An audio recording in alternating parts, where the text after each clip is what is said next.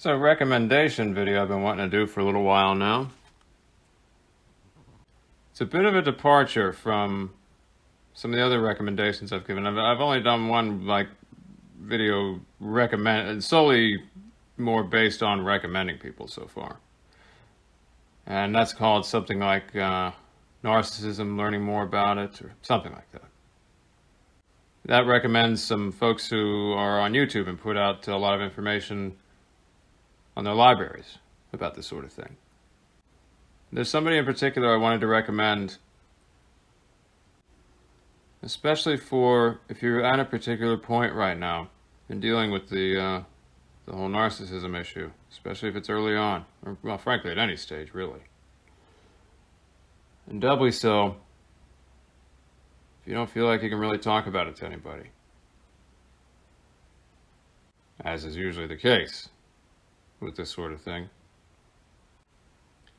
I was on Facebook some time ago when I was still in the shit, if you will, towards the end of getting out of it. Started joining some support groups on this sort of thing. There's a number of them that were great, but one in particular I just kept coming back to and always stood out. She's a writer, and one of the things she does is she creates these poetic statements. They're very mimetic, detailing her own experiences, things like that in dealing with this sort of thing when she was really going through it. And one of the many things that her page itself kind of provides is it's like a support group in the comments section. And you can kind of just talk about some of this stuff and be heard and understood. Because it's, it sounds fucking crazy, especially to anybody who doesn't know anything about this stuff, who's never gone through it. And they're really not going to get anywhere talking with them. I'm like, Jesus, what the fuck is this guy talking about? Yeah, never mind the piles of information that are out there about this sort of thing. Oh, no one could be bothered with that. Not unless they've gone through it. But even if you're in a particular situation where, let's say, you don't have any resources, or barely any, it might be hard to find, even a decent therapist or something at this point. Well, something like Anne's page can get you started. Every little bit helps. And in my case, at a particularly dark point in my life, it was a big help. She's a wonderful person, too. I'm very thankful at this point to be able to call her a friend as well. She really helped me to self-actualize in a number of ways. And find my own value at a point where I didn't feel like I had any.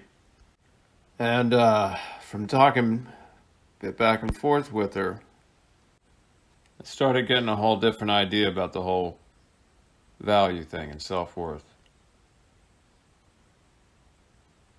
Understanding it more on that fundamental level.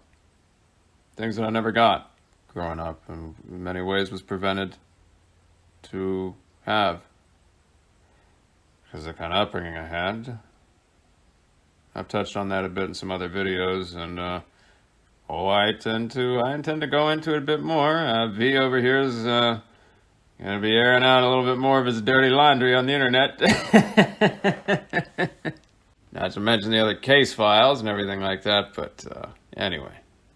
It's kind of remarkable how how the whole inner healing journey can play out. The hero's journey, if you will, to use a bit of the mythological language, circa something conceptual like Joseph Campbell put out in his time. The importance of mythological literacy and that sort of thing. And also, I don't want to give anybody the impression that you can go, just willy-nilly, just messaging Anne and all that stuff. She's for crying out loud. She's got about a 300,000 plus sub count at this point, not to mention a ton of her own stuff in her own life. And those of us who have gone through this stuff, yeah, we want to help put out information, but there's only so much we can do, and considering what we've been through, it's a lot of a lot of wounds there. And we got to keep up the boundaries thing so we don't end up taking on anybody else's stuff, because it can just happen automatically. And her and I getting to know each other, that just ended up being how things played out for my own inner healing thing, and I suppose hers as well. Who knows how yours might play out? There's no one size fits all, in spite of universal similarities. Everything comes together a little different. You got to do that inner work. You got to do the work, or the great work, if you will, the magnum opus. If you want to know a little bit more about what I'm talking about there, I did a video recently called Arrival of the Unconscious. And the title, that's the thumbnail, and the title is The Language and Arrival of the Unconscious.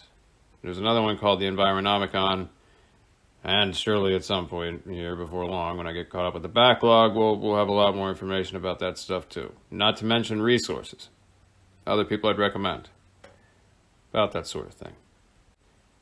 But in this case, I'm specifically wanting to focus on this person in particular.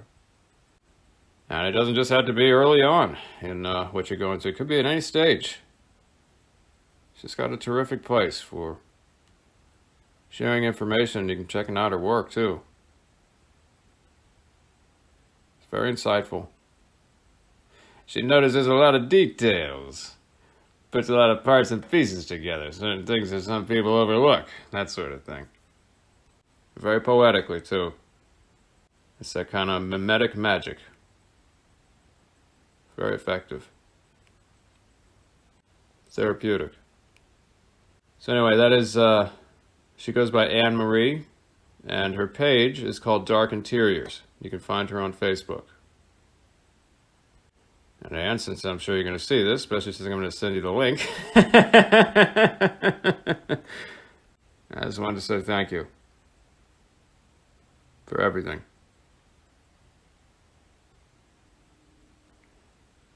I think that's about it for this one. Thanks for tuning in.